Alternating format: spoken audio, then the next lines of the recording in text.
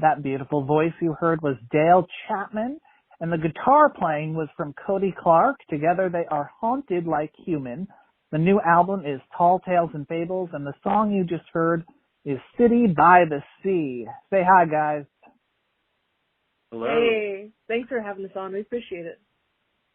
No problem. So, tell me about longing for someone or somewhere that is a perfect fit for you. Oh man, you came in hard right off the bat. Okay. I don't take it easy. I don't know. Maybe it's not as universal as the experience as our little microcosm kind of makes it seem, but I feel like we and a lot of people in our lives kind of struggle in maybe sometimes more of like an existential sense of feeling like there's not some place that like feels good or feels like home or where you really like belong and fit in, and everything just kind of feels a little bit off no matter how hard you're trying to make it work or feel right. And so it's kind of what that song's about. It's about, I guess, more specifically trying to find a place that feels like home and coming to a point of wondering whether or not that even really exists for you. So how does your move to Nashville, which is notably not located by the ocean, compare to sort of living this dream? Oh man. I mean, I love Nashville. The little kind of life we've carved out for ourselves on the east side of town is really wonderful, and for me very much does feel like home. Honestly, it was an image that I caught in a lyric at like a songwriters festival, and I just thought that idea of like a little city by the sea. It's like you come around the corner on a coastline, and like there it is. But you have to be looking the right way, and the light has to be the right way to even see it. Something about that just really, really caught my imagination. Was very much the image that I wanted to play with there. Cody, what do you like about the city? Well, I never really imagined myself settling down in the South, but I think you can do a whole lot worse than Nashville. It's not quite by the sea, but, following those same lines, city by the sea and all, is a little bit of Dale making fun of me for, always chasing after this idea of, some perfect place that probably doesn't exist, but I'm going to keep looking for it anyway. It used to be, when before the world went sideways and we were on the road a lot more often, we would be on the road for like 2 weeks, and we would come home and we'd be like, wow, we're exhausted. I'm so glad we're home. We get to rest. And within 2 weeks of getting back, Cody would be like, man, I hate this town. I want to just like be back on the road. Like, man, I feel so trapped here. We need to. So there definitely was a little bit of that sentiment of like poking fun at him in sort of the beginnings of this song. There's a lot of kind of strange or sometimes silly sentiments that start the kernel of a song for us, and it grows into a lot more than that. Well, speaking of, finding the right fit, finding the right place, can you tell me about how the two of you became songwriting partners? It was very much like a serendipitous kind of happenstance. You want to start with how you ended up in Nashville? Yeah. I was living in Washington State at the time, but I'd been playing in a band over there that had broken up, and I felt frustrated with,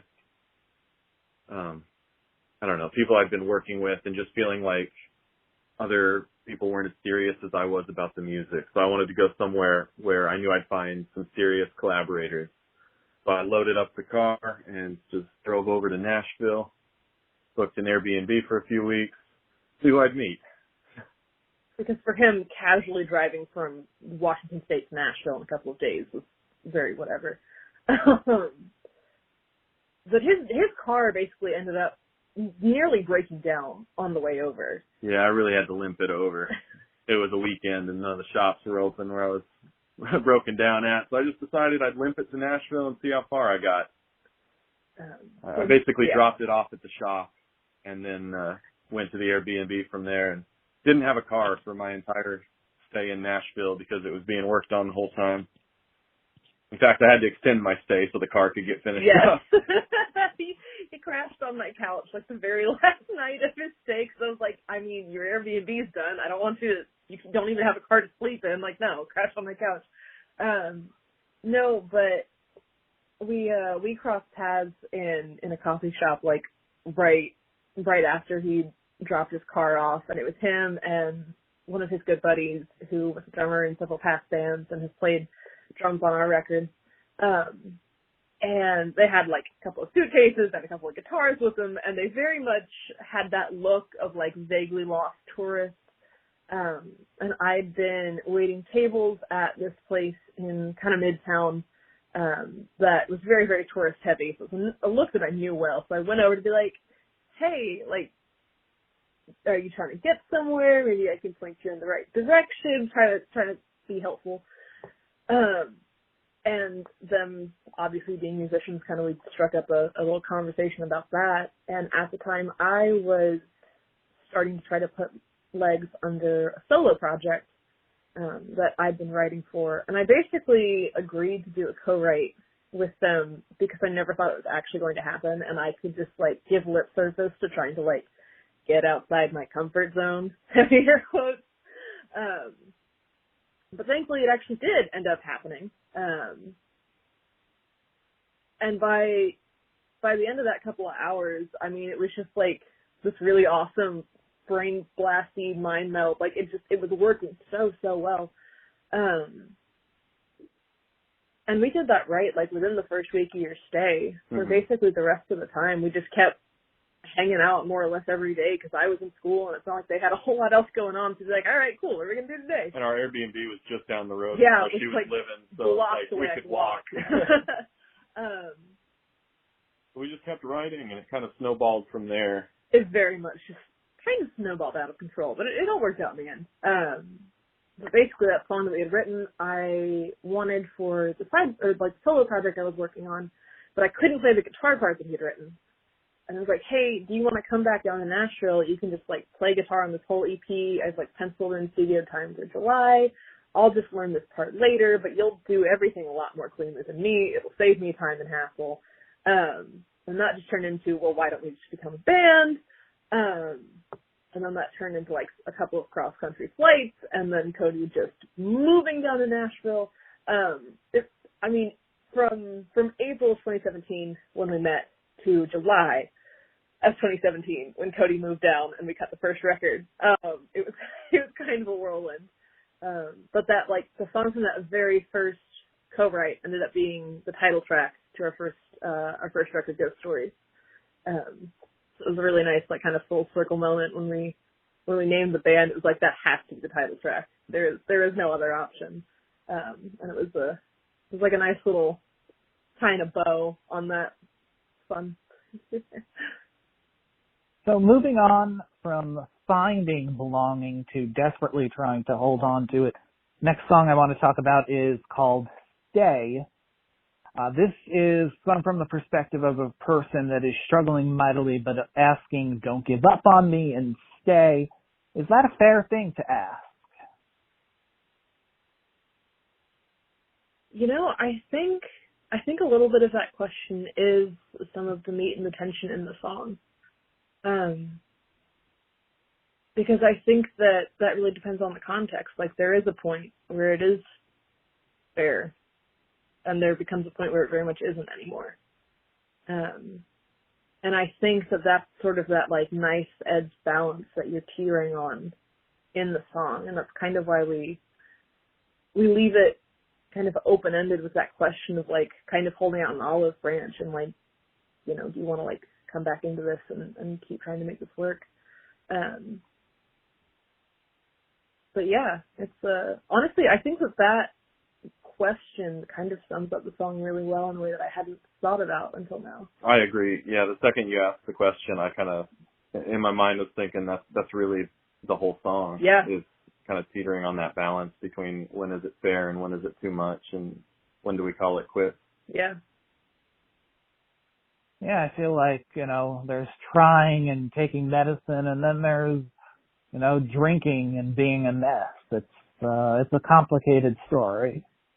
Yes, for sure. I know. What inspired that story? I know certainly both of us, and again, I mean, our kind of bubble of people that we've built our lives around is very skewed toward the creative side, so that might have something to do with it. But I mean, Lord knows we've both struggled with mental health and the toll it can take on personal and romantic relationships and friendships and work relationships and all sorts of things. And it was easiest here to focus on like a romantic relationship. But I know that I've been in those moments of I need you to not also give up on me. I feel like I've ruined everything else. And if you will just give me a minute longer, I'll be able to get myself together and it'll be okay. And trying to capture that in, a 3.5-ish minute song instead of several hour-long therapy sessions is the grace of songwriting, if you will. But yeah, that very much came from a myriad of personal experiences as sort of the core of that one. Well, the most important thing is you don't give up on yourself. Yeah, that's very fair. All right, we're going to listen to Stay, and we'll be right back with Dale and Cody of Haunted Like Human.